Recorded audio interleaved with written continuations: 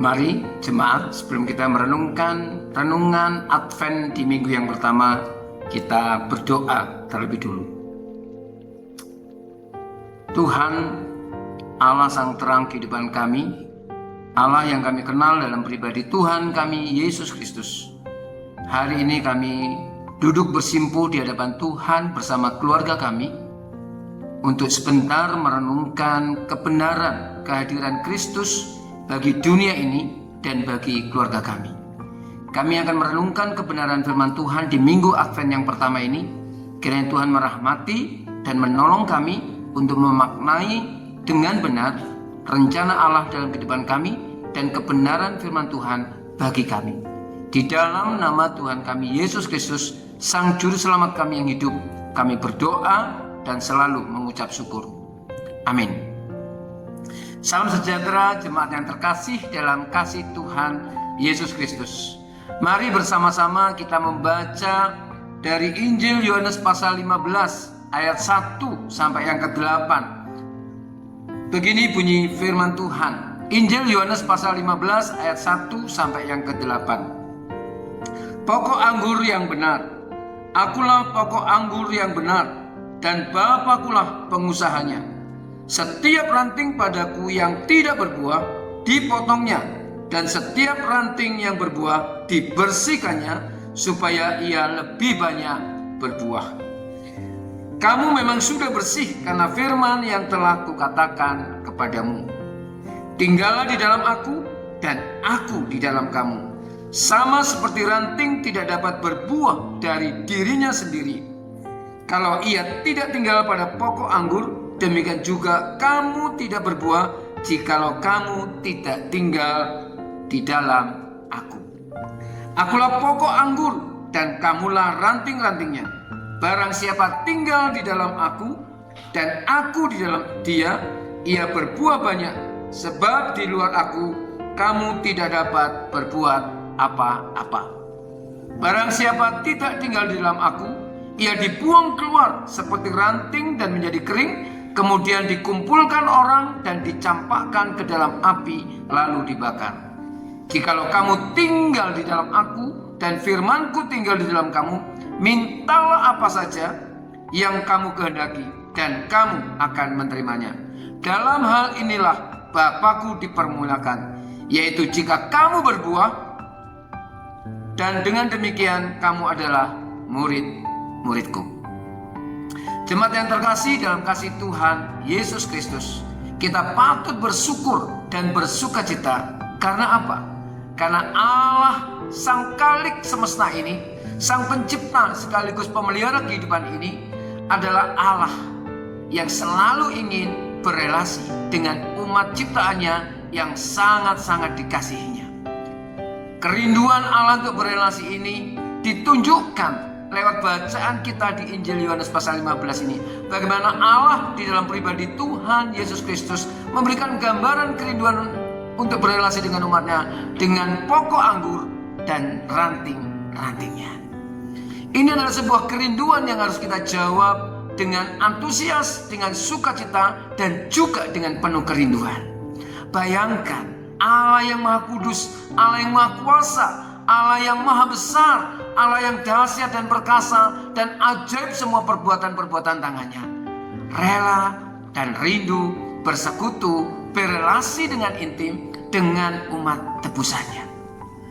Saudara terkasih dalam kasih Tuhan Yesus Kristus, mari kita kembali merenungkan bacaan kita di Yohanes pasal 15 ayat 1 sampai ke 8 ini. Setidaknya ada 3 hal yang boleh kita renungkan dan kita refleksikan dalam minggu Advent yang pertama ini.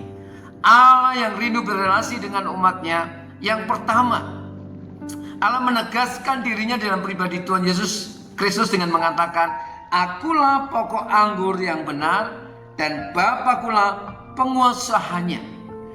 Jadi di sini Yesus mengetengahkan tentang jati dirinya, keberadaan dirinya yang tidak bisa digugat oleh kuasa manapun, bahwa dia adalah pokok anggur yang benar. Dan kita sekedar ranting-rantingnya yang dirindukan, yang diharapkan untuk tinggal dan melekat dengan kuat erat di dalam pokok anggur yang benar. Jangan terbalik Bapak Ibu.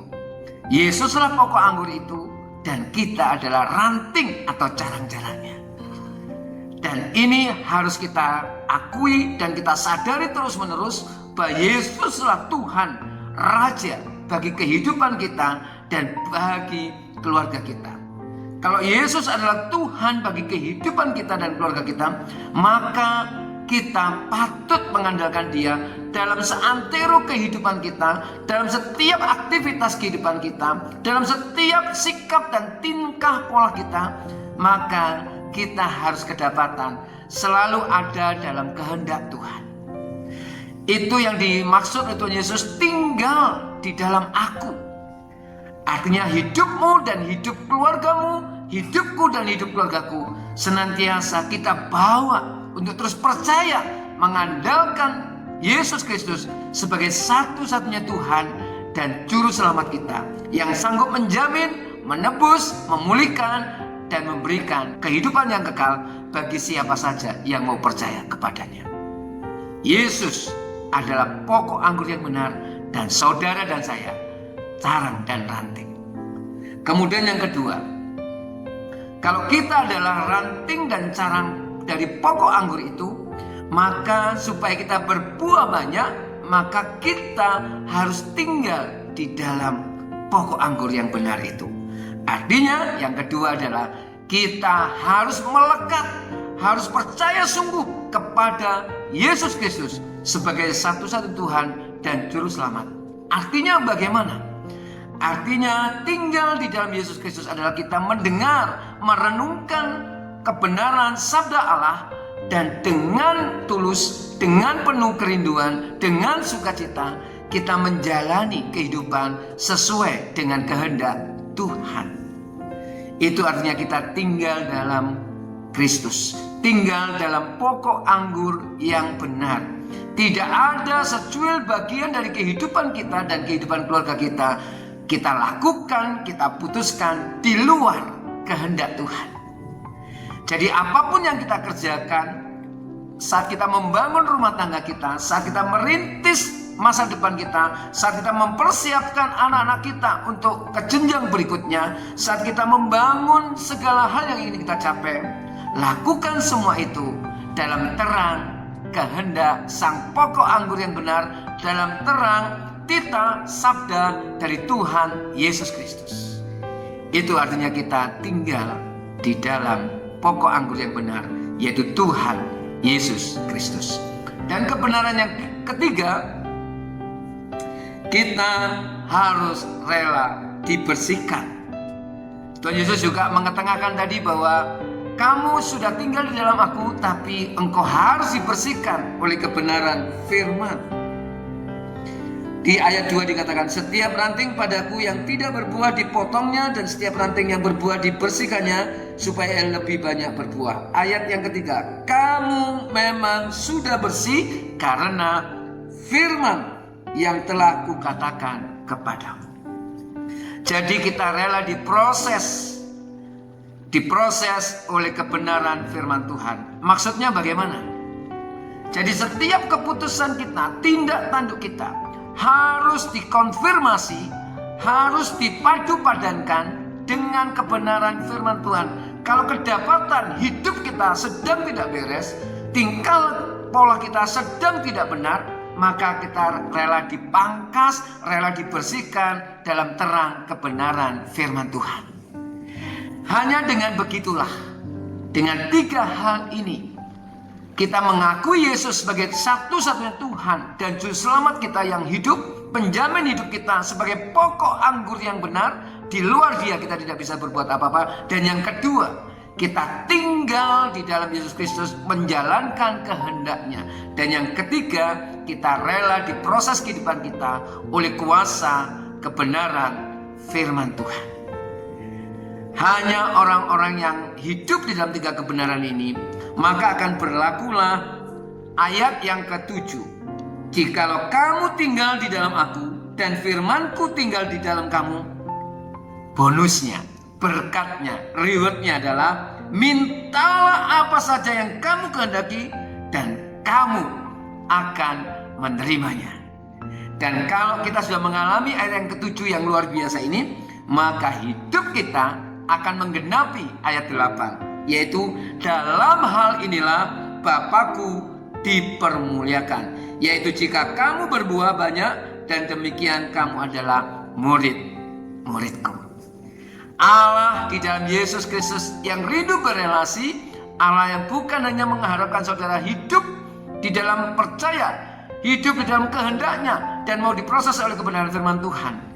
Di ujungnya Allah juga merindukan hidup saudara, hidup keluarga saya, hidup saya dan hidup keluarga saya berbuah mempermuliakan Allah Bapa di surga.